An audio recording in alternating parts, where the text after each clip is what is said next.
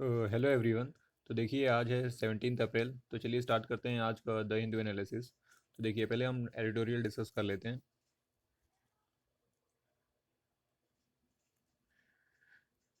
देखिए ये वाला आर्टिकल आया है गल्फ़ में, जो हमारे यहाँ से जो माइग्रेंट जाते हैं वहाँ पे काम करने के लिए वो फंसे हुए हैं, उससे रिलेटेड ये आर्टिकल आया है। और इस आर्टिकल में बताया गया है जो अभी माइग्रेंट लेबरर हैं वो किस तरीके से वो अभी ट्रबल फेस कर रहे हैं, उस बारे में इस आर्टिकल में बताया गया है। देखिए ये आर्टिकल बात कर रहा है टेलीमेडिसिन के बारे में, तो उसको डिस्कस करेंगे। और यहाँ पर अभी जो लॉकडाउन चल रहा है तो उसकी वजह से अभी आईआईटी जेई के एग्ज़ाम्स को किस तरीके से टैकल करना है, उसकी थोड़ी एडवाइस दी गई है इस आर्टिकल में, तो उसका डिस्कस कर लेंगे। और जैसा कि आज फ्राइडे है तो फ्राइडे को हमेशा एक इंटरव्यू टाइप आर्टिकल यहाँ पर आता है। तो इसमें आज एविएशन इंडस्ट्री के बारे में डिस्कस किया है कि अब इस कोविड-19 के दौरान और इसके बाद एविएशन इंडस्ट्री की क्या परिस्थिति रहने वाली है। तो इसमें डिस्कस करेंगे एविएशन इंडस्ट्री के बारे में। और यहाँ पे देखिए इसमें आज एक बेसिकली हमारे जो फॉर्मर अटॉर्नी जनरल थे अशोक देसाई साहब, उनके बारे में बताया गया है कि वो किस तरीके के व्यक्ति थे। तो ये पेपर पॉइंट ऑफ व्यू से इतना इंपॉर्टेंट नहीं है, तो आप इनका नाम याद रख सकते हैं कि अशोक देसाई ये farmer attorney general of India थे। ठीक है, अटॉर्नी जनरल ऑफ इंडिया कौन सा आर्टिकल में आता है, तो ये आर्टिकल 76 ऑफ द कॉन्स्टिट्यूशन में बताया जाता है अटॉर्नी जनरल ऑफ इंडिया। और अटॉर्नी जनरल ऑफ इंडिया की कुछ स्पेसिफिक पावर आप याद रख सकते हैं, जैसे कि ये किसी भी कोर्ट की प्रोसीडिंग्स में जाके बैठ सकते हैं। ये लोकसभा और राज्यसभा दोनों की जो प्रोसीडिंग्स है उसमें भी बैठ सकते हैं, लेकिन इनको वोटिंग के राइट्स नहीं होते हैं। ठीक है, तो ये इकलौते ही ऐसे शख्सियत हैं पूरे भारत में जो किसी भी प्रोसीडिंग्स में जाके बैठ सकते हैं, चाहे कोर्ट हो चाहे लोकसभा हो राज्यसभा हो। ठीक है, लेकिन ये याद रखना कि लोकसभा राज्यसभा में इनको वोटिंग राइट्स नहीं होते हैं, सिर्फ ये बैठ के वहाँ पे आर्ग्यूमेंट सुन सकते हैं। ठीक है, तो चलिए स्टार्ट करते हैं। पहला गल्फ़ में जो सिचुएशन है उसको देख लेते हैं। देखिए बात की जा रही है जीसीसी यानी गल्फ़ कॉपरेशन काउंसिल की। तो इसमें देखिए 6 कंट्रीज़ आती हैं बेसिकली, जैसे कि सऊदी अरेबिया हो गया, कतर हो गया, कुवैत हो गया, बहरीन हो गया, ओमान है, यूएई है।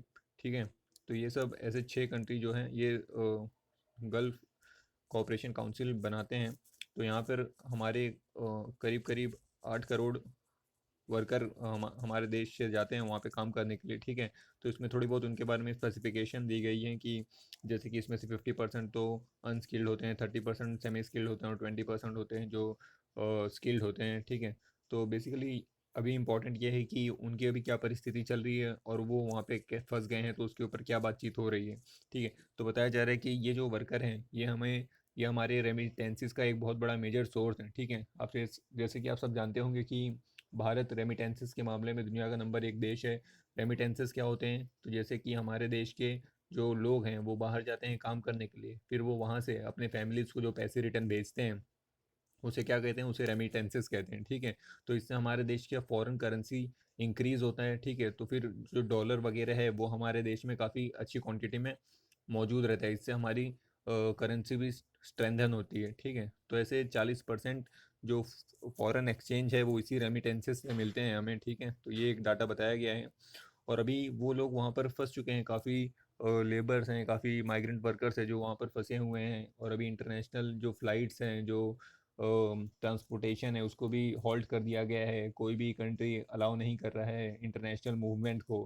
ठीक है, तो अभी सऊदी अरेबिया ने भी और जो जितने भी गल्फ़ के कंट्रीज़ हैं जहाँ पे ये माइग्रेंट्स फंसे हैं वो कह रहे हैं कि जो भी कंट्रीज़ रिलेक्टेंसी दिखाएंगे कि वो अपने जो लोग हैं उनको रिटर्न नहीं ले रहे हैं तो उनके उनसे थोड़े से रिलेशन ख़राब हो सकते हैं। ये स्टेटमेंट अभी सऊदी अरेबियन यूएई की तरफ से भी आई है। ठीक है, देखिए the UAE government has said it might revise the current partnership concerning labor relationship with the nation refusing to cooperate with the measures to repatriate private sector expatriate। ठीक है, यानी कि जो भी एक्सपैट्रिएट यहाँ से जाते हैं और उनको अगर हम रिटर्न नहीं बुला रहे हैं, रिपैट्रिएट नहीं कर रहे हैं, तो थोड़े से रिलेशन हमारे बिगड़ सकते हैं और हो सकता है वो कुछ रेबल लेबर रिलेशन में कुछ चेंजेस लेके आएँ।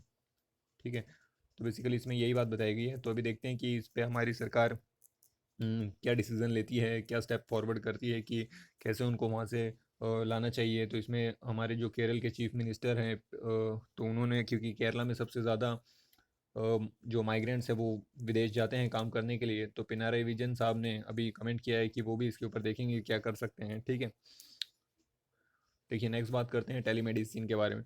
तो देखिए आज की डेट में अभी जो ये क्राइसिस चल रहा है कोरोना वायरस का, तो इसमें हेल्थ सेक्टर काफ़ी इम्पोर्टेंट हो गया है। और आप सब जानते हैं कि भारत में हेल्थ सेक्टर उतना अप टू द मार्क है नहीं, ठीक है।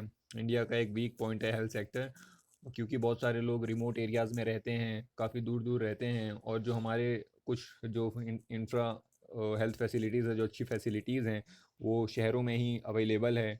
तो इसमें एक काफ़ी डिफरेंस क्रिएट हो जाता है, लोगों तक उसकी पहुंच हो नहीं पाती है।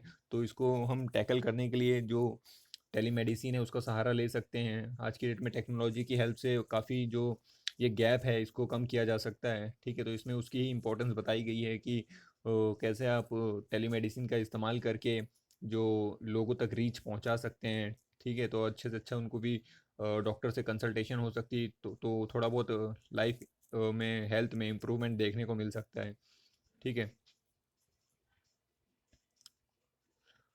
तो देखिए बताया गया है कि इंडिया में 2000 के आसपास ये चालू हुआ था पहली बार, और उसके बाद से हमने कुछ खास इसमें तरक्की की नहीं है टेलीमेडिसिन के डेवलपमेंट में, कि और ज़्यादा से ज़्यादा हम आर्टिफिशियल इंटेलिजेंस का उपयोग करें। ज़्यादा से ज़्यादा जो गांव है उसमें जो कम से कम प्राइमरी जो हेल्थ क्लिनिक्स हैं उसमें ही कुछ हम वर्चुअल फैसिलिटीज़ वहाँ पे वैसा इंफ्रा बना सकें कि वहाँ पे हम आर्टिफिशियल इंटेलिजेंस का सेटअप लगा सकें, ताकि जो शहरों में डॉक्टर बैठे हैं वो वहाँ पे कंसल्ट कर सकें, जो प्राइमरी हेल्थ वहाँ पे जो एडमिनिस्ट्रेशन रहेंगे वो उनको गाइड कर सकें कि आपको किस परिस्थिति में अगर कोई सीवियर कंडीशन हो गई है तो कैसे टैकल करना है, कौन सी दवाई दे देनी है, ठीक है। अगर ऐसा भी कुछ सेटअप कर दिया जाता तो ये वर्चुअली भी जो ये गैप है वो भी कम कर सकते थे हम, ठीक है। तो वही एक तरीका बताया गया है और एग्जांपल दिया गया है कि आज की डेट में कैसे आप ये जो वर्चुअल टेक्नोलॉजी का सहारा लेके आप इमेजेस भेज सकते हैं, आप साउंड फाइल भेज सकते हैं, ठीक है। जो हम अलग तरह तरीके के रिपोर्ट्स कराते हैं, टेस्ट कराते हैं, जैसे कि ईसीजी वगैरह कराते हैं, जो हार्ट्स के रिपोर्ट्स होते हैं, लंग्स साउंड्स के रिपोर्ट्स होते हैं, ठीक है। तो वो सब भी हम भेज सकते हैं, फिर जो डॉक्टर है वो वहाँ पे जांच करके उस हिसाब से आपको ट्रीटमेंट प्रिस्क्राइब कर सकते हैं। तो इसका एक अच्छा इस्तेमाल बताया गया है, और इसके ऊपर ज़रूर जो एडमिनिस्ट्रेशन है उसको सोचना चाहिए, और कुछ अगर पॉजिटिव आउटकम निकाल सकते हैं तो ज़रूर इसका इस्तेमाल करना चाहिए, ठीक है। अब देखिए बात कर लेते हैं ये जो अभी क्राइसिस चल रहा है, इसमें जो सबसे ज़्यादा डाउन ट्रोडन लेवल है हमारा, जो माइग्रेंट लेबर हैं, जो सबसे ज़्यादा प्रभावित हुए हैं, तो उनके बारे में बात कर लेते हैं। ये पूरा आर्टिकल उनसे ही बताया गया कि कैसे हम उनको थोड़ा बहुत फैसिलिटी प्रोवाइड कर सकते हैं, कैसे उनकी हेल्प कर सकते हैं, क्योंकि उनकी हेल्प इनडायरेक्टली ही नेशन की हेल्प होगी, ठीक है। तो देखिए इसमें एक एग्जांपल दिया गया है, जैसे एक प्राची एक माइग्रेंट लेबर है, तो उसका ही नाम लेके एक स्टोरी टाइप पूरा बना के बताया गया है कि कैसे कैसे उसको क्या क्या परेशानी देखने को मिल रही है। जैसे कि वो एक माइग्रेंट लेबर है, तो उसको अभी उसके जो एम्प्लॉयर हैं उसने काम से निकाल दिया है, क्योंकि उसके खुद के पास पैसे नहीं उसको पे करने के लिए। तो इसमें दोनों ही साइड का बात बताया गया है कि जब एम्प्लॉयर को ही काम है नहीं तो वो भी कहाँ से पैसे पे करेगा, ठीक है। और एम्प्लॉय को तो बट ऑब्वियसली काम छूट रहा है तो उनका डेली वेज जा ही रहा है, ठीक है। तो दोनों की बात बताएगी कैसे टैकल कर सकते हैं इस सिचुएशन को। तो देखिए इसको एक ग्रेटर डिप्रेशन ऐसा टर्म दिया गया है। जैसे कि हम सब जानते हैं कि 1930 के आसपास जो ग्रेट डिप्रेशन आया था, तो उसमें ही भी एक बहुत बड़ा इकोनॉमिक क्राइसिस देखने को मिला था वर्ल्ड लेवल पे, ठीक है। देखिए डिमांड सप्लाई चैलेंज की बात की जा रही है। देखिए आज के टाइम पे डिमांड और सप्लाई दोनों ही काफ़ी कम हो चुके हैं, ठीक है। सप्लाई क्यों कम हो गया है? क्योंकि प्रोडक्शन भी गिर रहा है, क्योंकि काम हो नहीं रहा है, काम चल नहीं रहा है। और डिमांड क्यों कम हो गई है? क्योंकि लोग अब कम से कम खर्चा कर रहे हैं, कम लोगों के पास पैसे भी नहीं है। जो माइग्रेंट लेबर है उनके तो सेविंग्स भी ख़त्म हो रही है, ठीक है। तो डिमांड गिर रही है और सप्लाई दोनों गिर रहे, तो दोनों ही गिर रहे हैं। एम्प्लॉयर्स हैं जो उनके पास पैसे हैं नहीं पे करने को, और एम्प्लॉयज़ हैं उनकी जॉब छूट रही है, ठीक है। तो इसका एक सलूशन ये बताया गया है कि जो ये डेली वर्कर्स हैं इनको कम से कम 5,000 रुपया इनके बैंक अकाउंट में दे दिया जाए, ठीक है। क्योंकि अभी इन तक रीच करना बहुत आसान है, क्योंकि हमारे पास प्रधानमंत्री जन आरोग्य जैसी स्कीम है, मनरेगा जैसी स्कीम है, और आधार है, जिसके थ्रू हमारे पास अच्छा खासा डाटा अवेलेबल है। बताया जाता है कि आधार में 98-99% लोगों तक की हमारे पास डाटा अवेलेबल है। तो इस सब डाटा का इस्तेमाल करके हम जो भी नीडी हैं, जो भी जिनको भी ज़रूरत है, जल्द से जल्द उनके अकाउंट में कम से कम 5,000 रुपये भेज दें, ताकि एकदम ही उनकी हालत ख़राब ना हो और गुज़र बसर हो सके, ठीक है। और बीपीएल की बात की जा रही है कि हमारे पास बीपीएल की भी लिस्ट है, तो एक हमारे पास थोड़ा बहुत कैटेगराइजेशन भी है कि इस कैटेगरी के इतने लोग हैं और ये लिस्ट है, ठीक है। तो उसका भी यूज़ करके थोड़ा बहुत स्टेप लिया जा सकता है, ठीक है।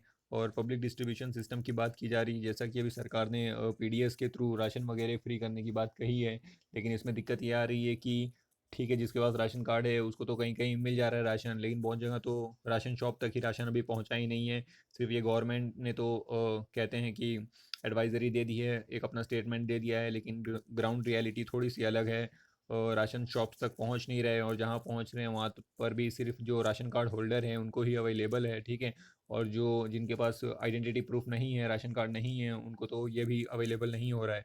तो इसमें एक सुझाव ये दिया गया है कि इस समय पे राशन कार्ड का होना ज़रूरी नहीं रखना चाहिए, अगर राशन कार्ड नहीं है तभी भी राशन देना चाहिए, ऐसी बात बताई गई है इसमें, ताकि कम से कम जो एक फूड क्राइसिस ना आ जाए, कम से कम लोगों को खाना ज़रूर मिल जाए, ठीक है। तो वो एक एग्जांपल दिया गया है कि आप ये सब स्टेप ले सकते हैं ताकि जो लोगों का सर्वाइवल हो सके कम से कम, ठीक है। और फिर बताया गया है कि धीरे धीरे फिर मनरेगा के जो काम है आप वो धीरे धीरे चालू कर दीजिए, ताकि लोगों के पास थोड़ा बहुत एम्प्लॉयमेंट आ सके और थोड़ा बहुत काम चल सके, ठीक है। और बोला गया अगर मनरेगा नहीं चालू होगा तो जो 10 दिन का पे है आप उनको 10 दिन के पे दीजिए, ताकि सर्वाइवल हो सके, ठीक है। फिर इसमें यही सब सुझाव से सहमत ये कुछ इकोनॉमिस्ट के नाम दिए, जैसे अमर्त्य सेन है, रघुराम राजन है और अभिजीत बनर्जी है। ये इन सब का भी यही सुझाव है कि हाँ ज़रूर ऐसे ही स्टेप्स लेने चाहिए ताकि जो ग्राउंड लेवल पे है वो चीज़ें ठीक रहें, ठीक है। तो ये कुछ स्टेप्स की बात बताई गई है कि आप ये चीज़ें कर सकते हैं, ठीक है। तो देखिए अभी प्लानिंग अहेड की आगे क्या किया जा सकता है उसकी इसमें डिस्कशन किया जा रहा है, कि बताया जा रहा है कि आगे अभी जैसे 3 मई तक तो लॉकडाउन कर दिया गया है, और फिर बोला गया है 20 अप्रैल के बाद एक फेज मैनर में चेक करेंगे क्या कुछ लेवल पे आप रिलैक्सेशन दे सकते हैं, कुछ इंडस्ट्रीज चालू कर सकते हैं, ठीक है। तो वो 20 अप्रैल के बाद वो चेक करने वाले हैं। फिर ऐसा बोला जा रहा है कि एक देखेंगे कि कौन सा एरिया हॉटस्पॉट है, कौन सा एरिया नॉन हॉटस्पॉट है, फिर उस हिसाब से वहाँ पे भी थोड़ी बहुत रिलैक्सेशन देंगे, थोड़ी बहुत जो वर्किंग चीज़ें हैं, जो इंडस्ट्रीज़ हैं उनको चालू करने की बात की जा रही है, ठीक है। और जो सेल्फ एम्प्लॉयड है जैसे कि लेबरर हैं, इलेक्ट्रीशियंस हैं, ऐसे वर्कर्स हैं, उनको हो सकता है काम करने की इजाज़त दे दी जाए। और जो अभी हार्वेस्ट करने का सीज़न चल रहा है, जो अभी राबी सीज़न चल रहा है, ठीक है, उसकी थोड़ी तारीफ़ की गई है कि उसको भी थोड़ा बहुत सरकार ने ठीक तरीके से टैकल किया है, और हमारे पास अभी जो फूड की क्राइसिस नहीं है, सफिशिएंट स्टॉक है हमारे पास, ठीक है। तो वो एक बात बताई गई है।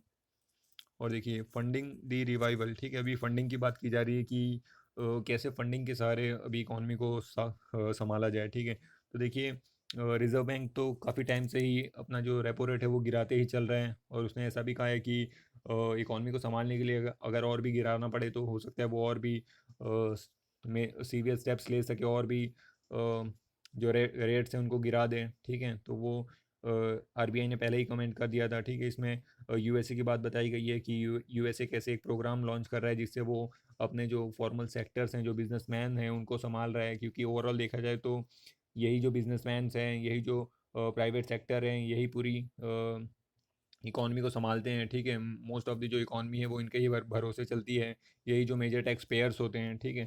तो यूएसए का एग्जांपल दिया गया है कि वो कैसे संभाल रहा है अपने इस सेक्टर को, तो वहाँ से कुछ सीख लेनी चाहिए, ठीक है। फिर 2017-18 का जो इकोनॉमिक सर्वे था उसके आंकड़े दिए गए हैं कि उसके हिसाब से हमारे पास जो कम से कम ऐसे 4 करोड़ एम्प्लॉय हैं जो 15,000 से कम जिनकी मंथली पे है, ठीक है। तो उनके बारे में बताया गया है कि ऐसे 4 करोड़ पब्लिक है जिनके पास इतनी कम पेमेंट है, ठीक है। तो वो सब डाटा दिया गया है। और देखिए और क्या, और बताया गया है कि क्या क्या फिजिकल स्टिमुलस लिए जा सकते हैं, ठीक है। जैसे कि जो लोन्स वगैरह लिए गए हैं उनके ऊपर थोड़े टाइम के लिए जो पे बैक करने का टाइम होता है, थोड़ा मॉरेटोरियम लगा दिया जाए, बैन लगा दिया जाए कि अभी आप थोड़े टाइम तक लोन पे नहीं करेंगे तो भी चल जाएगा, ठीक है। बोला जा रहा है बहुत लोग कि अगर लोन माफ़ कर सकते हैं तो माफ़ भी कर दिया जाए। और देखिए एनपीए रेगुलेशन की बात की जा रही है, जो एनपीए के डेफिनेशन है उसको चेंज करने की बात की जा रही है।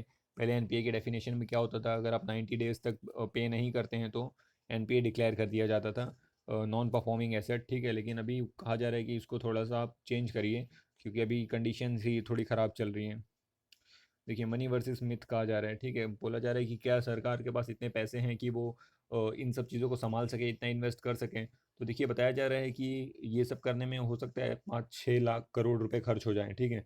और जो हमने अभी बजट देखा था उसमें हमारे पास अप्रोक्सीमेटली 70 लाख करोड़ रुपए हैं सेंटर और स्टेट के पास मिला के। तो ऐसा नहीं है कि सरकार के पास पैसे नहीं हैं, पैसे हैं और इसका इस्तेमाल किया जा सकता है। और एक एडवाइस दी जा रही है कि जो वेस्टफुल एक्सपेंडिचर्स होते थे उनको थोड़ा कम कर दिया जाए। और ये टाइम ऐसा चल रहा है कि जो अनएसेंशियल चीज़ें हैं जिनको हम पोस्टपोन कर सकते हैं उनको फ्यूचर में देख लेंगे, लेकिन अभी फ़िलहाल इस कंडीशन से टैकल करने के लिए जो भी हो सकता है उसको आप इम्प्लीमेंट करिए, ठीक है। फिर प्रिंटिंग मनी का भी एक सजेशन दिया गया है, अगर कुछ नहीं हुआ तो लास्ट रिजॉर्ट हमारे पास कि हम मनी प्रिंट कर सकते हैं, फिर उसको इकॉनमी में इन्फ्यूज़ कर सकते हैं, ठीक है। फिर देखिए राइटर कह रहे हैं कैसे एक माइक्रो ऑर्गेनिज्म ने पूरे ह्यूमन काइंड को कैसे घुटनों के बल ले आए हैं। तो वही कहा जा रहा है कि आपको नेचर के साथ खिलवाड़ नहीं करना चाहिए और नेचर के साथ ही उसका ध्यान रखकर ही कुछ जो डेवलपमेंट है, ग्रोथ है, उसके बारे में सोचना चाहिए और काम करना चाहिए, ठीक है। क्योंकि देखिए एक माइक्रो ऑर्गेनिज्म ने पूरी की पूरी मैनकाइंड को अपने घुटनों पे ले आया है। तो यही था इस आर्टिकल में। देखते हैं ये जेई मेंस और एडवांस वाला क्या है इसमें। देखिए इसमें दरअसल ये है कि जो आईआईटीज़ होते हैं उसमें एडमिशन के लिए जेई के एग्ज़ाम होते हैं, ठीक है। तो मेनली दो स्टेजेस होते हैं, एक होता है जेई मेंस होता है, एक होता है जेई एडवांस होता है, ठीक है। तो देखिए पहले क्या होता था, पहले होता था आईआईटी जेई का एक अलग एग्ज़ाम होता था और ए आई ट्रिपल ई एक अलग एग्ज़ाम होता था। तो अभी क्या कर दिया गया, जो ए आई ट्रिपल ई था उसको जेई मेंस बना दिया गया है और जो आईआईटी था उसको जेई एडवांस बना दिया गया है। तो अब दो स्टेज देने पड़ते हैं अगर आपको आईआईटी में आईआईटी में एडमिशन चाहिए, पहले आपको जेई मेंस देना पड़ता है, फिर जेई एडवांस देना पड़ता है, ठीक है। फिर उस हिसाब से आपको आईआईटीज़ में एडमिशन मिलते हैं। और आईआईटी एडवांस देने के लिए भी आपको जेई मेंस में काफ़ी एक हाई रैंकिंग लानी पड़ती है। तो अभी यहाँ पे राइटर कह रहे हैं कि जो जेई एडवांस है उसको अब इस साल रहने दीजिए, कैंसिल कर दीजिए और जेई मेंस की बेसिस पे ही आप जो स्टूडेंट्स हैं उनको एडमिशन दे दीजिए। इससे तो स्टूडेंट का थोड़ा स्ट्रेस भी कम होगा और जो कॉलेज हैं उनके ऊपर अभी जो, क्योंकि क्राइसिस चल रहा है तो वो proper time to time admission नहीं करा पाएंगे, डिले हो जाएगा। तो हो सकता है वो डिले भी रोका जा सके। तो वही बात इसमें बताई गई है कि आप हो सके तो जेई मेंस की बेसिस पे ही आप एडमिशन दे दीजिए। और उन्होंने इस पॉइंट को थोड़ा स्ट्रॉन्ग बनाने के लिए ये भी स्टैटिस्टिक्स पेश किए हैं कि जो रैंकिंग जेई मेंस में आती है और जो रैंकिंग जेई एडवांस में आती है उसमें ज़्यादा डिफरेंस नहीं होता है। अगर एक जो स्टूडेंट है वो जेई मेंस में जो रैंकिंग ला रहा है अप्रॉक्सीमेटली 100 रैंक के आसपास ही जेई एडवांस में भी उसकी रैंकिंग होती है, तो ऐसा कोई बड़ा डिस्क्रिमिनेशन होगा नहीं स्टूडेंट्स के साथ, क्योंकि 90% जो स्टूडेंट होते हैं उनकी रैंकिंग ज़्यादा फ्लक्चुएट नहीं करती है। हाँ 10% ऐसे केस देखे गए हैं जिसमें रैंकिंग काफ़ी फ्लक्चुएट करती है। तो अब देखते हैं कि आईआईटीज़ वाले इनकी बात को कुछ सुनते हैं और क्या स्टेप लेते हैं कि नहीं लेते हैं, कि वो अपना आईआईटी जेई एडवांस ज़रूर कंडक्ट कराएंगे या नहीं कराएंगे, वो तो देखने वाली बात होगी। अब देखिए नेक्स्ट, देखिए एविएशन इंडस्ट्री के बारे में बताया गया है कि जैसा कि अभी सारे के सारे प्लेन्स खड़े हो गए हैं, कोई भी वर्क कर नहीं रहा है। तो इसमें बताया गया है कि एविएशन इंडस्ट्री की हालत कैसे भी ख़राब हो गई है। जैसे कि इसमें देखिए इंडिया का डाटा दिया गया है कि इंडिया में 650 प्लेन्स हैं और 50% तो किराए पे लिए गए हैं, ठीक है। और अभी सारे के सारे प्लेन खड़े हैं, ठीक है। और प्लेन खड़े हैं लेकिन उनके किराए बढ़ते जा रहे हैं और उनके किराए जो है इंडस्ट्रीज़ को पे करने हैं। तो काफ़ी एक बर्डन आ चुका है एविएशन इंडस्ट्री पे, क्योंकि वैसे ही उनके पास प्रॉफिट मार्जिन ज़्यादा होता नहीं था। हमने काफ़ी टाइम से हम देख रहे हैं एविएशन इंडस्ट्री डिक्लाइन पे ही चल रही है।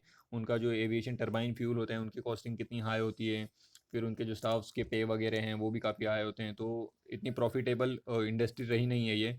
और उसके दरमियान अभी ये क्राइसिस आ गया है, अब तो काफ़ी एक बड़ा बर्डन आ गया है एविएशन इंडस्ट्री पे। तो इसमें ही उसके बारे में ही डिस्कस किया गया है कि अब क्या क्या सिनेरियो होने वाले हैं, और थोड़ी बहुत बात की गई है कि प्राइसिंग वगैरह कैसे रहेंगे। तो देखिए इसमें बताया गया कि अब हो सकता है कि 25 मिलियन पीपल की जो इस इंडस्ट्री के हैं उनकी जॉब चली जाए। और काफ़ी जो स्टाफ्स हैं, जो क्रू मेंबर्स हैं, जो पायलट्स हैं, उनको घर बैठना पड़ सकता है, क्योंकि बताया जा रहा है पायलट्स जो यूजुअली काफ़ी कम संख्या में एक तो मौजूद हैं, ऊपर से अब ऐसी सिचुएशन आ गई है कि जो थोड़े बहुत पायलट्स हैं उनको भी घर बैठने का टाइम आ सकता है। और देखिए 1940 और 1950 की बात की जा रही है कि हो सकता है इसके बाद काफ़ी रेट्स बढ़ जाएं, जो प्लेन है, एरोप्लेन, एयर ट्रैवल है उनके। तो काफ़ी ये फिर सिर्फ जो पैसे वाले लोग हैं वही ट्रैवल कर पाएंगे, एक इलाइट सेक्शन के लिए ही ये इंडस्ट्री चालू रह पाएगी जैसा कि 1940 और 1950 में हुआ करता था। लेकिन जैसे कि टाइम बीतते गया और गवर्नमेंट ने थोड़ा बहुत इंटरफेरेंस दिखाया है इसमें, और उड़ान स्कीम वगैरह लाई है जो उड़े देश का आम नागरिक स्कीम है, उसके तहत थोड़े से ये जो कॉमन मैन है उसके बजट में भी आ गया था जो प्लेन से ट्रैवल करना। लेकिन अभी इस क्राइसिस के बाद तो लगता है वापस से मुश्किल हो जाएगा, क्योंकि हो सकता है प्राइस काफ़ी बढ़ जाए। नॉर्मली 10 से 20 हज़ार रुपये नॉर्मल जो टिकट्स होंगे उनकी भी प्राइसेस जा सकती हैं। और तो फिर सेकंड ऑप्शन फिर आ जाता है रेल ट्रैवल। तो रेल के ऊपर बर्डन बढ़ने का चांसेस हो सकता है। तो जो रेलवे सेक्टर है वो देखते हैं फिर इसको कैसे टैकल करेगा, क्योंकि उसके ऊपर काफ़ी बर्डन आ जाएगा, क्योंकि सेकंड ऑप्शन तो वही रहता है हमारे पास। फिर इसमें बताया जा रहा है कि यूएस ने जो $2 ट्रिलियन का पैकेज अभी सपोर्ट दिया था, तो उसमें एविएशन इंडस्ट्री को सपोर्ट करने का भी एक शेयर था। तो उस शेयर से कितना सपोर्ट मिलेगा वो देखने वाली बात होगी। फिर एविएशन टरबाइन फ्यूल की बात की जा रही है कि इसको जीएसटी के तहत लाना चाहिए। जैसा कि आप सब जानते होंगे कि जो ये अपना अल्कोहल है, पेट्रोलियम है, और ये जो एविएशन टरबाइन फ्यूल है, ये सब जीएसटी के तहत आता नहीं है, ठीक है। तो एविएशन टरबाइन फ्यूल महंगा क्यों हो जाता है, क्योंकि ये स्टेट टू स्टेट वेरी करता है इसका जो टैक्स होता है, ठीक है। तो स्टेट्स वगैरह जो हैं वो काफ़ी हाई टैक्स लगाते हैं ताकि उनको रेवेन्यू जनरेट हो सके, और इससे काफ़ी जो एविएशन इंडस्ट्री है उनको काफ़ी ज़्यादा पैसे पे करने पड़ते हैं। तो उनका जो प्रॉफिट मार्जिन है वो काफ़ी कम हो जाता है। तो अभी बताया जा रहा है कि अगर ये जीएसटी के तहत आ जाएगा तो हो सकता है कि एक ठीक ठाक सा मार्जिन इनके पास भी बच सके, तो थोड़ा बहुत ये इंडस्ट्री सस्टेन कर पाएगी। और फिर अभी बताया गया है कि चलिए ये सब तो ठीक है, लेकिन अगर ये क्राइसिस ख़त्म भी हो जाता है तो जो ट्रैवलर्स हैं जो यहाँ से वहाँ जाना चाहते हैं, क्या वो जाने को प्रिफर करेंगे? कोई घूमना जाने पसंद करेगा, कोई ट्रिप पे जाएगा? क्योंकि सबके अंदर ये डर इतना बैठ चुका है कि लगता है साल 2 साल तो आराम से लगेंगे ही इस डर से बाहर निकलने में। और जो बिजनेसमैन्स हैं जो बिज़नेस के सिलसिले में ट्रैवल करते हैं, वो अभी उनके पास एक सोल्यूशन आ गया है कि वो वीडियो कॉन्फ्रेंसिंग के थ्रू चीज़ों को संभाल रहे हैं, ठीक है। तो ये काफ़ी ग्लूमी पिक्चर दिखाई दे रही है कि ये इंडस्ट्री साल 2 साल तक तो लगता है काफ़ी दिक्कत फेस करने वाली है। तो अब एक स्लो एंड स्टडी अप्रोच इस इंडस्ट्री को ज़रूर लेना चाहिए कि देखो कैसे रिवाइव हो पाती हैं, ठीक है। और देखिए ये आज का कार्टून क्या बता रहा है, ये देखिए बता रहा है कि जैसा कि आप देख रहे हैं कि एक तरफ तो लॉकडाउन चल रहा है और दूसरी तरफ जो एक्टिविस्ट थे उनको गिरफ्तार किया जा रहा है। जैसे कि गौतम नवलेखा वगैरह की बात बताई जा रही है कि इस लॉकडाउन में भी उनको कैसे उनके केसेस वगैरह तो चल ही रहे हैं, अरेस्ट वगैरह चल ही रहा है, ठीक है। अब देखिए आज के एडिटोरियल में तो इतना ही था। अब चलिए कवर कर लेते हैं कि बाकी न्यूज़ क्या क्या है। तो देखिए यहाँ पे राहुल गांधी ने कहा है कि जो लॉकडाउन है ये सिर्फ एक पॉज बटन है, ये कोई सोल्यूशन नहीं है। क्योंकि जब आप लॉकडाउन खोलेंगे तो हो सकता है दोबारा ये फैलना शुरू हो जाए, तो ज़रूर इसका कुछ एक मेडिकल उपचार या मेडिकल तरीके से ट्रीटमेंट लाना चाहिए ताकि उसको पूरी तरीके से ख़त्म किया जा सके, ठीक है। और कह रहे हैं कि फूड असिस्टेंस और फाइनेंशियल असिस्टेंस जो भी हो सके वो ज़रूर प्रोवाइड करने चाहिए जो भी हमारे जो देश के पब्लिक है उनको, ताकि उनका सर्वाइवल हो सके। और देखिए अभी बताया जा रहा है कि जैसे कि जो हमारी आईएमडी है, इंडियन मेट्रोलॉजिकल डिपार्टमेंट, उन्होंने प्रेडिक्ट किया है कि जो मानसून है इस बार काफ़ी नॉर्मल होने वाला है। तो जो एस्टिमेट किया गया है कि जो फूड प्रोडक्शन है वो भी काफ़ी अच्छी होने वाली है, रिकॉर्ड फूड प्रोडक्शन होने वाला है। तो ये काफ़ी अच्छी बात है कि हमारा जो आने वाला प्रडिक्शन है फूड का वो काफ़ी अच्छा होने वाला है। कम से कम फूड क्राइसिस तो नहीं रहेगी हमारे यहाँ पे। और देखिए अभी मिनिस्ट्री ने जो खरीफ सीज़न आने वाला है आगे अभी जून उनके आसपास, उसमें फार्मर्स को गाइडलाइंस दी हैं कि वो अपने जो डेली वर्क है उनके जो खरीफ के जो प्रोसीजर्स हैं उसको ज़रूर से कर सकते हैं, उनके ऊपर इतनी रेस्ट्रिक्शंस नहीं हैं। लेकिन एक गाइडलाइंस दी हैं कि आप लोग को भी कैसे सेफ्टी प्रिकॉशंस रखने हैं, कैसे मास्क पहन के ही काम करना है, सोशल डिस्टेंसिंग मेंटेन रखनी है, सैनिटाइजेशन का पूरा ही महत्व समझना है, ठीक है। और जो आप खाएंगे बर्तन वर्तन को साफ रखना है, ठीक है। ऐसा नहीं है कि काफ़ी फ्रीडम है आपको भी, आपको अलाउ किया जा रहा है क्योंकि ये काफ़ी एसेंशियल है, और लेकिन आपको भी सेफ्टी बरतनी पड़ेगी। तो ये सब गाइडलाइंस फॉलो करके ही फार्मर्स को वहाँ पे काम करना पड़ेगा, ठीक है। और देखिए अभी होम मिनिस्ट्री ने बोला है ये जो जूम एप्लीकेशन है इसके अगेंस्ट में बात बोली कि ये सेफ़ नहीं है यूज़ करने के लिए। तो ये जो जूम एप्लीकेशन है ये वीडियो कॉन्फ्रेंसिंग के लिए इस्तेमाल की जाती है। तो अभी होम मिनिस्ट्री ने कहा है कि ये क्योंकि इसका यूज़ काफ़ी बढ़ रहा है तो ये सेफ़ नहीं है यूज़ करने के लिए। तो इसका सोच समझ के इस्तेमाल करना आप, ठीक है। देखिए यहाँ पे मुंबई की बात की जा रही है। जैसे कि मुंबई, आप सब जानते होंगे कि अभी भारत में सबसे ज़्यादा केसेस देखने को मिल रहे हैं मुंबई में। अभी 170 नए केसेस वापस देखने को मिले हैं। आंकड़ा 2000 को क्रॉस कर रहा है मुंबई में। ठीक है, फिर धारावी में देखिए 26 नए केसेस आ गए हैं। तो मुंबई की सिचुएशन तो काफ़ी ख़राब होती जा रही है डे बाय डे। देखते हैं वहाँ पे क्या क्या सिचुएशन होएगी आने वाले टाइम में, और कैसे इससे बचाने वाले स्टेप्स वहाँ की सरकार लेगी। ठीक है, और यहाँ पर देखिए आर्मी ने स्पेशल ट्रेनें चलाई हैं ये सब ऑपरेशन से बचाने के लिए। ठीक है, देखिए पूल टेस्टिंग की बात की जा रही है। देखिए पूल टेस्टिंग क्या है। अब देखिए हमारे पास टेस्टिंग किट्स की काफ़ी कमी है, मेडिकल इंफ्रा का काफ़ी कमी है हमारे पास। और ये जो वायरस है इसमें सबसे एक सही तरीका है कि इससे हम जीत सकें, तो टेस्टिंग हमें काफ़ी हाई लेवल पे बढ़ानी है। तो हमारे पास किट्स कम है, तो एक नया सोल्यूशन लाया गया कि पूल टेस्टिंग करें। तो पूल टेस्टिंग में क्या होगा, कम से कम चार पाँच पाँच लोगों का, एक पूल टेस्ट में 5 लोगों का सैंपल एक साथ लिया जाएगा। ठीक है, उसमें उनके सारे ही लोगों के जो स्वैब हैं, जो भी बलगम है, वो सब का टेस्ट एक साथ करेंगे। और अगर पॉजिटिव मिल गया तो सभी लोगों की इंडिविजुअल टेस्टिंग करेंगे। अगर नेगेटिव हो गया तो पांचों पास हो गए, मतलब एक के भी कोविड-19 का वायरस नहीं है। ठीक है, तो इससे क्या, एक ही किट से आप 5 लोगों का टेस्ट कर सकते हो, यानी बर्डन कम हो रहा है, यानी कम किट्स में ज़्यादा लोगों तक आप टेस्टिंग कर सकते हो। ठीक है, तो इससे जो टेस्टिंग का रेट है वो बढ़ जाएगा। तो ये थोड़ा सा हेल्पफुल साबित हो सकता है पूल टेस्टिंग। ठीक है, अभी यूपी में चालू करने की बात की जा रही है। और देखिए अभी एयरपोर्ट की थोड़ी बहुत बातें बताई गई हैं कि अभी एयरपोर्ट्स में जो न्यू नॉर्मल्स आने वाले हैं, जैसे कि वहाँ पे पहले आपको 45 मिनट्स पहले पहुँचने पड़ते थे, तो अब बताया जा रहा है हो सकता है आपको 2 से 3 घंटे पहले वहाँ पे पहुँचना पड़े। फिर आपकी जो थर्मल स्क्रीनिंग होगी, चेकअप होगा बराबर। ठीक है, उसके बाद ही आपको जो है ट्रैवल करने दिया जाएगा। और जो है प्राइसेस वगैरह काफ़ी बढ़ सकते हैं फ़्लाइट्स के। ठीक है, वो सब बात बताई गई है। तो वो तो बट ऑब्वियस है, जिस हिसाब से अभी इंडस्ट्री गिर रही है, तो ये सब तो हो ही सकता है। देखिए और देखिए क्या है। देखिए बताया गया है कि जो फॉरेन से जितने भी मोस्ट ऑफ द कोविड-19 पॉजिटिव केसेस आ रहे हैं, उसमें ज़्यादातर हैं गल्फ़ रीजन से आ रहे हैं। ठीक है, तो ये एक अभी बात सामने आई है कि जितने भी फॉरेनर्स इंडिया के, बेसिकली जो फॉरेन से जितने भी पॉजिटिव केसेस हैं, उसमें most of the cases Gulf region के हैं, जो Kuwait, Qatar, Oman, UAE, Bahrain और सऊदी अरेबिया, ये सब रीजन है वहाँ के हैं। ठीक है, तो देखिए यहाँ पर एक ख़राब पिक्चर अभी देखने को मिली है। जो एफएम गोल्ड द्वारा है, उन्होंने अपने जो 80 रेडियो जॉकीज़ थे उनको निकाल दिया है काम से। ठीक है, एक तरफ जहाँ सरकार ने अभी कहा है कि आप अपने एम्प्लॉयज़ को निकालिए मत, रिट्रेंचमेंट मत करिए, वहीं दूसरी तरफ जो इतने बड़े बड़े ऑर्गेनाइजेशंस हैं, फेमस ऑर्गेनाइजेशंस हैं, वही सरकार की गाइडलाइंस को फॉलो नहीं कर रहे हैं और जो एम्प्लॉयज़ हैं उनको काम से निकाल रहे हैं। तो ये भी देखने को मिल रहा है एक तरफ। ठीक है,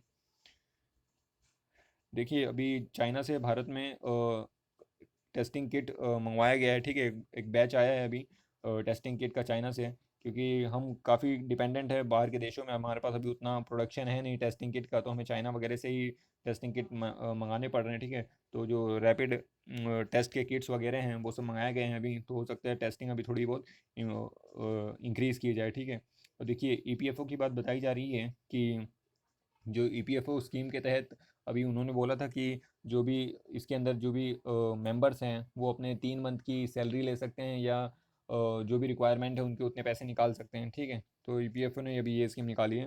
तो काफ़ी लोगों ने काफ़ी वहाँ से पैसे विड्रॉ भी किए हैं, ताकि इस क्राइसिस में उनके पास फाइनेंशियल लिमिटेशन ना आ जाए, पैसे ख़त्म ना हो जाएं। ठीक है, तो इससे उनको थोड़ा सपोर्ट मिल जाएगा, क्योंकि ये प्रोविडेंट फंड उनकी सैलरी से कटते रहते हैं और उनके अकाउंट में डिपॉजिट होते ही रहते हैं।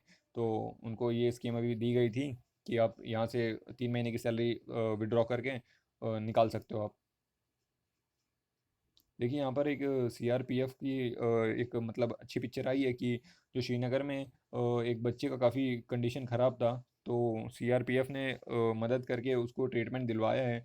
तो इसमें एक अच्छी चीज़ ये सामने आई है कि जो बच्चे के फादर थे उन्होंने पोस्ट कर दिया था कि उनको ऐसी ऐसी प्रॉब्लम आ गई है, तो उनके जो एक दोस्त थे उन्होंने ये खबर देख ली। फिर उन्होंने जो सीआरपीएफ की एक हेल्पलाइन नंबर है मददगार करके, ठीक है, उस पर कॉल करके मदद मांगी। फिर सीआरपीएफ ने पूरा ये अरेंजमेंट करवाया है। तो ये थोड़ा सीख लेने लायक है कि अगर आपको ऐसी कुछ इन्फॉर्मेशन मिले तो इसको ज़रूर एफबी वगैरह पे शेयर करिए, या फिर आप अपने स्टेटस पे रखिए व्हाट्सअप वगैरह पे, क्योंकि इससे पता नहीं किसको ज़रूरत हो असल में, तो किसी ना किसी की ज़रूर हेल्प हो जाएगी। ठीक है, और देखिए और क्या है। देखिए अभी एक और एक नया तरीके का टेस्ट सामने आया है। अभी एक वॉइस बेस्ड टेस्ट करके सामने आ रहा है। देखिए मुंबई की जो डी वाई पाटिल कॉलेज है वहाँ पे कुछ स्टूडेंट्स हैं, उन्होंने मिलके एक नए तरीके का टेस्ट अभी इसके ऊपर काम किया है। और इन्होंने इटली के साथ मिलकर ये काम किया है, इटली की जो रोम यूनिवर्सिटी है उनके साथ। तो अभी ये क्या करने वाले हैं, बेसिकली देखिए जब जो एक इंडिविजुअल है वो नॉर्मल है तो उसके जो वॉइस पैटर्न्स हैं वो अलग होते हैं, और अगर उसके अंदर कुछ कुछ इशू है, कुछ प्रॉब्लम है, तो उसके वॉइस पैटर्न में थोड़ा सा चेंज देखने को मिलता है। तो ये वही वही जो चेंज पैटर्न है ये उसी को डिटेक्ट करने वाले हैं एप्लीकेशन का इस्तेमाल करके। और फिर ये उससे भी डिटेक्ट करने की कोशिश करेंगे कि हो सकता है ये कोविड पॉजिटिव हो। तो ये एक नए तरीके का भी टेस्ट हमें देखने को मिला है, वॉइस बेस्ड टेस्ट। तो देखिए इस कोविड 19 को पकड़ने के लिए हमने काफ़ी तरीके के अभी टेस्ट देख रहे हैं। हमने बीच में देखा था कि ओल्ड फैक्ट्री टेस्ट आया था जिसमें लोग स्मेल नहीं कर पा रहे थे। अभी ये वॉइस बेस्ड टेस्ट देखने को मिल रहा है, ठीक है। फिर वो reverse transcriptase polymerase chain reaction तो है ही, जिसमें आप आरएनए से डीएनए बनाते हैं, ठीक है। एक्चुअल क्या होता है, एक्चुअल देखिए डीएनए होता है, फिर डीएनए से आरएनए बनता है, ठीक है, फिर आरएनए प्रोटीन बनाता है, ठीक है। तो ये प्रोसेस होता है। लेकिन रिवर्स ट्रांसक्रिप्शन में क्या होता है, जैसे कि ये कोरोना वायरस है वो आरएनए बेस्ड वायरस है, तो इसके अंदर आरएनए पहले से प्रेजेंट होता है, फिर ये आरएनए आगे चल के डीएनए बनाता है और फिर रेप्लिकेट करके पूरे शरीर में फैलता है। तो ये आरएनए से डीएनए बनाता है, इसलिए हम इसे रिवर्स ट्रांसक्रिप्शन कहते हैं, ठीक है। तो वो एक तरीका होता है कि कैसे डिटेक्ट किया जाए। तो ये तरह तरह के अभी टेस्ट देखने को मिल रहे हैं। तो ये एक अच्छी बात भी है क्योंकि जितने वैरायटी ऑफ टेस्ट रहेंगे उतना ही ज़्यादा ऑप्शंस रहेगा पकड़ने के लिए, ठीक है। और देखिए अभी ट्रम्प ने एक और कमेंट किया है कि वो सोच रहे हैं कि वो अपनी इकॉनमी को ओपन कर देंगे। तो इसके बारे में क्या ही कहा जाए। अभी यहाँ पे तो एक सिचुएशन चल रही है कि सारे लोग डर से सहमे हुए हैं कि कैसे इस वायरस को ख़त्म किया जाए और कैसे सोशल डिस्टेंसिंग मेंटेन किया जाए, कैसे क्वारंटाइन रहा जाए, आइसोलेशन में रहा जाए। वहीं दूसरी तरफ ट्रम्प कह रहे हैं कि इकॉनमी काफ़ी प्रभावित हो रही है, हम ज़्यादा दिन तक लॉकडाउन रख नहीं सकते हैं। और वो सोच रहे हैं कि मैं इकॉनमी हो सकता है ओपन कर दूँ। तो पता नहीं उनके लिए लाइफ ज़्यादा इंपॉर्टेंट है कि इकॉनमी ज़्यादा इंपॉर्टेंट है। तो देखते हैं वहाँ पे भी क्या होगा। काफ़ी लोगों ने इसका क्रिटिसिज्म भी किया है काफ़ी ऑर्गेनाइजेशंस में। तो देखते हैं अभी वो क्या डिसीजन फाइनल करेंगे। और देखिए यूरोप की बात बताई गई है, जैसे कि यूरोप में इटली वगैरह काफ़ी बुरी तरीके से प्रभावित थे, लेकिन अभी वहाँ पे केसेस थोड़े कम हुए हैं। तो वहाँ पे भी बात की जा रही है कि थोड़ा बहुत इकॉनमी में रिलैक्सेशन देंगे, लॉकडाउन को थोड़ा बहुत कम करेंगे। तो वो वही वर्ल्ड लेवल ऑर्गेनाइजेशन यही कह रहा है कि भाई यूरोप अभी भी आई ऑफ द स्टॉर्म में है, इतने जल्दी फैसले ना ले, इतने जल्दी लॉकडाउन को ख़त्म ना करें, ठीक है। और देखिए जापान अपना इमरजेंसी अभी एक्सटेंड करने की बात कह रहे हैं। और चाइना ने कहा है कि वो जो एक्सपोर्ट है, जो एंटीवायरस सप्लाईज़ हैं उसके एक्सपोर्ट के ऊपर कोई भी लिमिटेशन नहीं लगाएगा। क्योंकि जैसा कि चाइना ने कुछ प्रोडक्ट भेजा था इटली में, तो इटली ने काफ़ी लार्ज नंबर पे उसकी देखा तो वो स्टैंडर्ड्स को मीट नहीं कर पा रहा था, तो उन्होंने रिटर्न कर दिया था। तो चाइना के ऊपर भी जो इक्विपमेंट्स है सेल एक्सपोर्ट करने के लिए लिमिटेशंस लगाई जा रही थी। तो चाइना कह रहा है कि अभी जो एसेंशियल्स है, जो एंटीवायरस सप्लाईज़ हैं, उसको तो वो एक्सपोर्ट करेगा ही, ठीक है। देखिए आईएमएफ के जो चीफ हैं अभी क्रिस्टलिना जॉर्जीवा, उन्होंने कहा है कि जो ब्रेग्जिट का जो ट्रांजिशन फेज था, जैसा कि हमने देखा था 31 जैन के आसपास जो ब्रेग्जिट हो चुका था, और फिर एक ट्रांजिशन पीरियड चाहिए था कि कैसे जो यूके था एक टाइम तक यूरोपियन यूनियन के साथ मिला हुआ था। तो अभी उसको समय तो लगेगा सारी ही चीज़ें टैकल करने में, सारी ही चीज़ें एक फ़्लो में आ जाएं कि अब इकॉनमी कैसे चलेगी, अब बिज़नेस कैसे चलेगा, अब रिलेशन कैसा रहेगा। तो उसमें एक ट्रांजिशन पीरियड की आवश्यकता थी। तो उसको भी थोड़ा बहुत एक्सटेंड करेंगे उस पीरियड को, क्योंकि ये उसको कोविड 19 के दौरान उस बारे में नहीं सोचा जा सकता है, ठीक है। और देखिए अभी चाइना का एक नया इशू सामने आया है। अभी यूएसए ने ब्लेम किया है कि चाइना में एक न्यूक्लियर टेस्ट किया गया है, ठीक है। तो जो लॉप नूर करके जगह है चाइना में, वहाँ पे भी एक न्यूक्लियर टेस्ट किया गया है। तो यूएसए इससे थोड़ा सा कंसर्न रेज कर रहा है कि जो चाइना है वो सीटीबीटी इस ट्रीटमेंट को, इस ट्रीटी को फॉलो नहीं कर रहा है, इसका वायलेशन कर रहा है। सीटीबीटी क्या है, देखिए ये है 1996 में ये ट्रीटी लागू की गई थी। यह है कंप्रिहेंसिव टेस्ट बैन ट्रीटी। इसके तहत क्या होता है कि कंप्रिहेंसिव टेस्ट बैन ट्रीटी में आप न्यूक्लियर टेस्ट नहीं कर सकते हो। मतलब कि देखिए एक टर्म होता है ज़ीरो यील्ड। ज़ीरो यील्ड क्या है कि आपने समझ लिए एक एक्सप्लोजन करा, ठीक है, फिर उसकी कोई चेन रिएक्शन नहीं होनी चाहिए। वो एक्सप्लोजन आपने करा, बस वो वहीं तक बात खत्म हो गई, ठीक है, उसकी कोई चेन रिएक्शन नहीं होना चाहिए, उसको और भी डिस्ट्रक्शन आगे नहीं होना चाहिए। तो इस लेवल तक ज़ीरो यील्ड तक आप कोई भी टेस्टिंग कर सकते हो, लेकिन जो जो अगर टेस्टिंग आपकी ज़ीरो यील्ड क्रॉस कर जाए, वो आप वैसी टेस्टिंग नहीं कर सकते हो सीटीबीटी जो एग्रीमेंट है इसके तहत। तो अभी बताया जा रहा है कि चाइना लगता है ज़ीरो यील्ड को भी क्रॉस कर रहा है, और ये क्योंकि इससे ऐसा अनुमान क्यों लगाया जा रहा है, क्योंकि वहाँ पे ट्रांसपेरेंसी की काफ़ी कमी है। चाइना, जैसा कि आप सब जानते हैं, काफ़ी बातें छुपाता है वर्ल्ड मीडिया से, और जो इसका जो न्यूक्लियर टेस्ट करने का जो एरिया है, लूप नूर करके एरिया, वहाँ पे भी काफ़ी ट्रांसपेरेंसी की कमी है, उतनी विजिबिलिटी है नहीं। तो एक अंदाज़ा भी यूएसए ने लगाया है कि लगता है चाइना न्यूक्लियर टेस्ट वहाँ पे कंडक्ट करा रहा है। तो अब ये तो देखने वाली बात होगी कि एक्चुअल में उसने ज़ीरो यील्ड को क्रॉस किया है और सीटीबीटी का वायलेशन किया है कि नहीं। ठीक है। अब इंडिया की बात करें तो इंडिया देखिए सीटीबीटी का सिग्नेटरी इंडिया भी नहीं है। इंडिया नॉन प्रोफिलरेशन ट्रीटी का भी, एनपीटी का भी सिग्नेटरी नहीं है।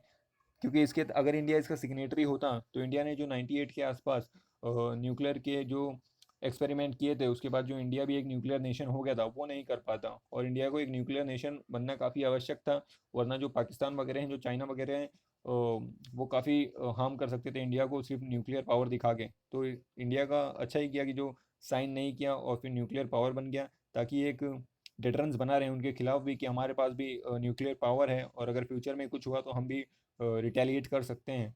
ठीक है। और इंडिया की ये भी है कि इंडिया ने नो फर्स्ट यूज़ की पॉलिसी अपना रखी है, यानी हम पहले किसी पे वार नहीं करेंगे, लेकिन अगर कोई वार करेगा तो हम भी न्यूक्लियर वेपन्स का इस्तेमाल ज़रूर करेंगे। ठीक है। तो ये तो हो गई न्यूक्लियर वाली बातें। अभी देखिए इजराइल प्रेसिडेंट ने क्या कहा है कि जो पार्लियामेंट को कि एक ना एक पीएम जल्दी से आप पिक करें। देखिए अभी इजराइल में 3 बार इलेक्शन हो गए, लेकिन किसी को भी क्लियर मेजोरिटी मिल नहीं रही है, और वहाँ पे प्राइम मिनिस्टर की पोस्ट के लिए काफ़ी अजीब सा सिचुएशन बना है।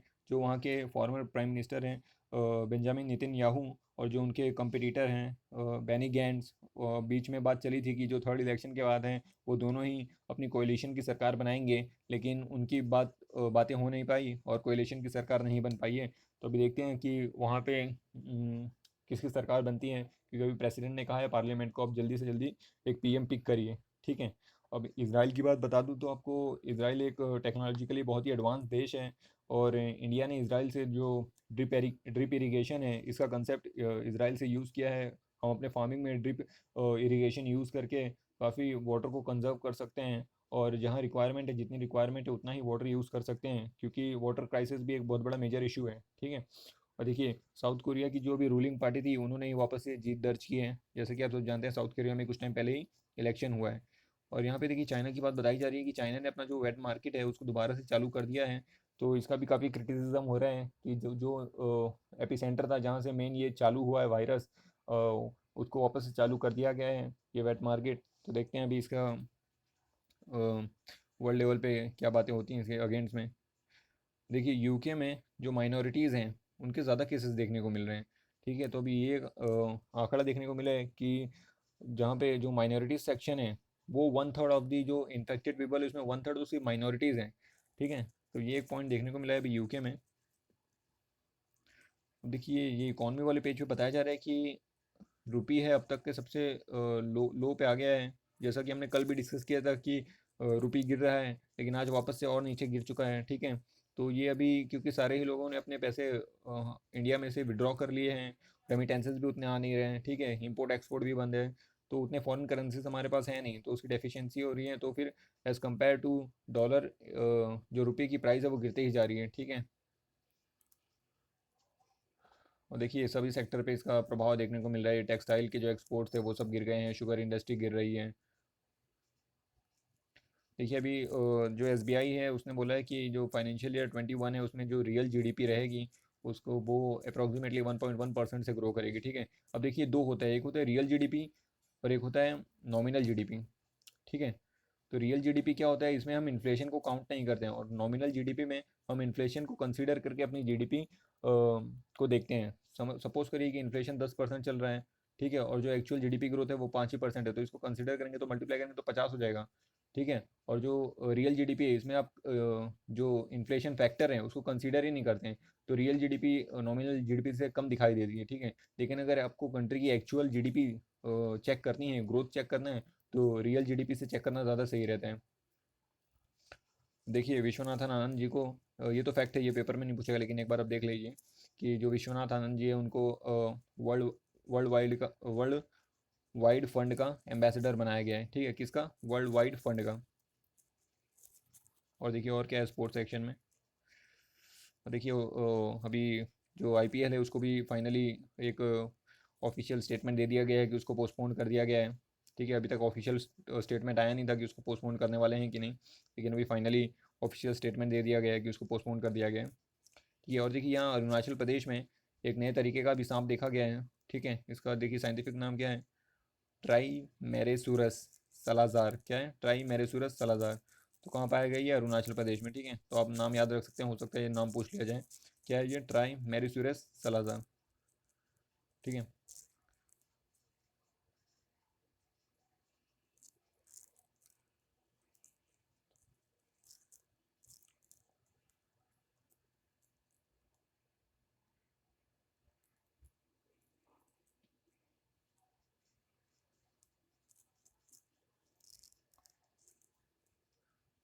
यहाँ पर देखिए, अभी देखिए पूरे भारत में कैसे अभी 800 केसेस बढ़ गए हैं, फैटेलिटी रेट 3.3% हो चुका है। ठीक है, पहले फैटेलिटी रेट 1% 1.5% के आसपास था, तो अभी देखिए 3.3%, यानी जो डेथ रेट है वो बढ़ते जा रहे हैं। ठीक है, और देखिए मुंबई में बताया जा रहा है कि कैसे बेड्स की संख्या कम है। जैसे कि हमने पहले ही डिस्कस किया कि हेल्थ इंफ्रा तो काफ़ी कमज़ोर है ही, अभी केसेस बढ़ते जा रहे हैं, बेड्स की कमी है हमारे पास। तो अब देखते हैं इससे कि हेल्थ डिपार्टमेंट कैसे टैकल करता है इस सिचुएशन से। देखिए इंदौर की बात बताई जा रही है, इंदौर में तो फैटेलिटी रेट 12% तक पहुंच चुका है। इंदौर में भी काफ़ी सीवियर कंडीशन देखने को मिल रही है।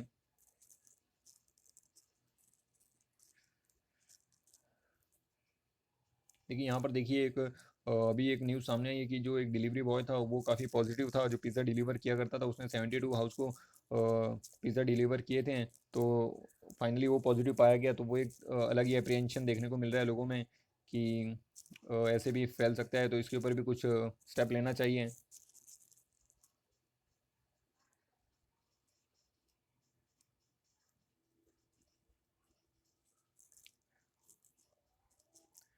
देखिए कर्नाटका की बात की जा रही है कि कर्नाटका में भी केसेस बढ़ रहे हैं।